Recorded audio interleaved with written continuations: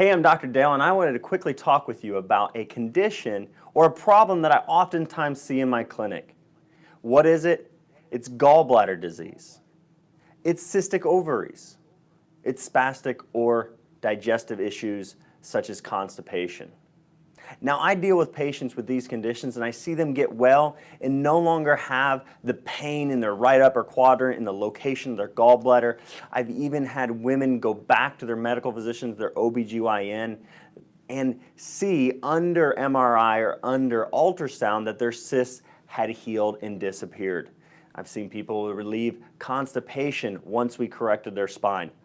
Now, many times people would think themselves, how in the world could chiropractic care or correcting my spine relate to an issue with my gallbladder, an issue with my digestive tract?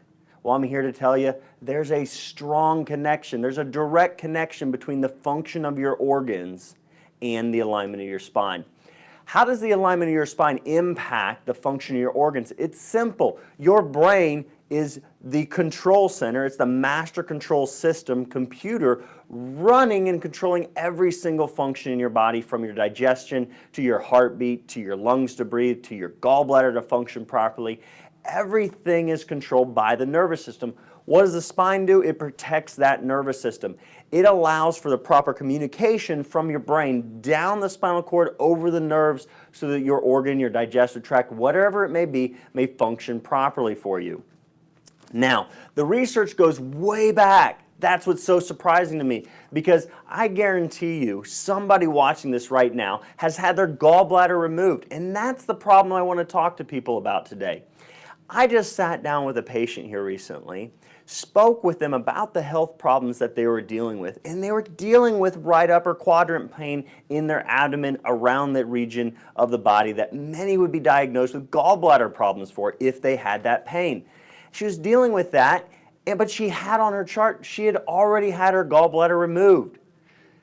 Lo and behold, I felt very sorry for this young lady because she had went through an unnecessary surgery, because after our examination and evaluation of her spine, she had misalignments of her spine where the nerves carry information from the brain to her gallbladder. So that was the primary cause of her pain, her discomfort in that region of her body, and it was causing the malfunction of her gallbladder, yet she had it removed and continued having those problems.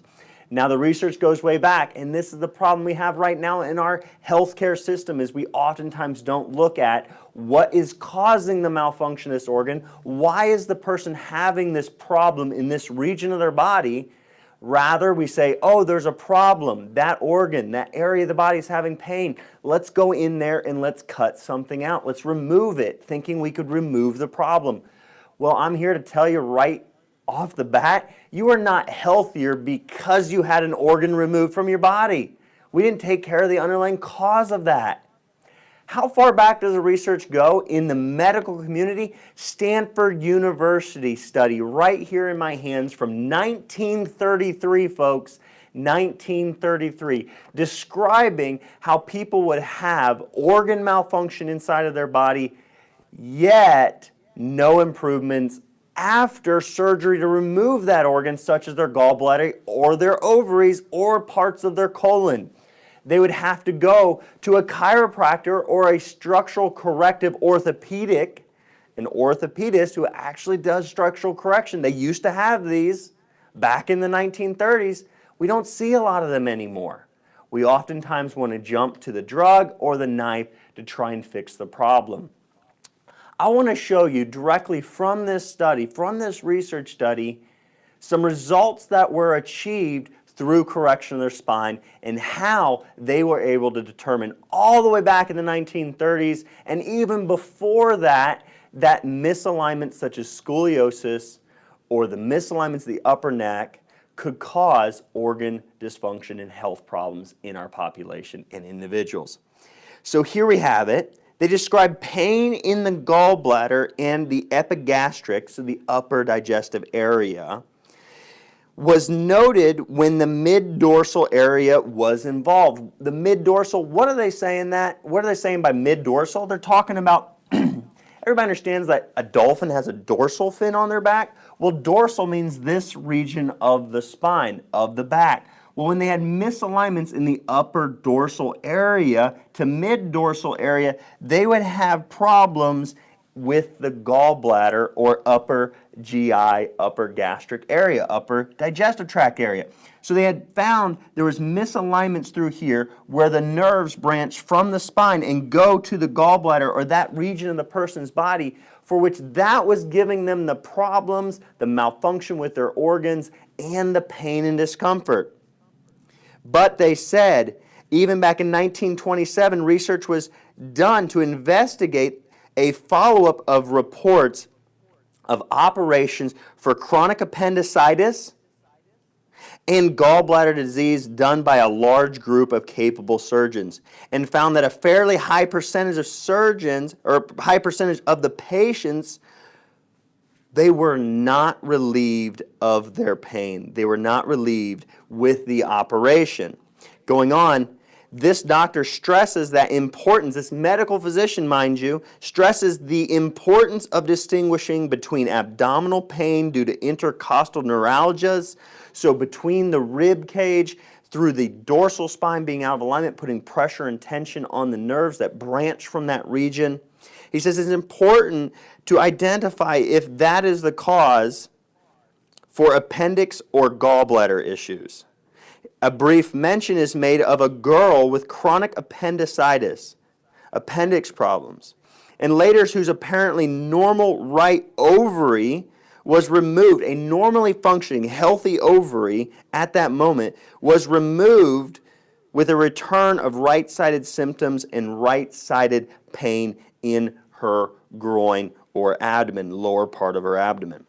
It was then found that she had a lateral curvature of the spine, as well as a short leg on one side. So what that means in terms of your spinal alignment, she had a twisting effect of her lower pelvis, so her hips, sacrum, and lower back were out of alignment through this region right through here, putting pressure on the nerves that carried information out to her reproductive system, causing pain and discomfort there at the location of the ovary, not yet causing disease in the ovary, so they removed an ovary that was still had the potential to remain healthy and well if they had only identified that the misalignment in the spine was there before they went through with the surgery.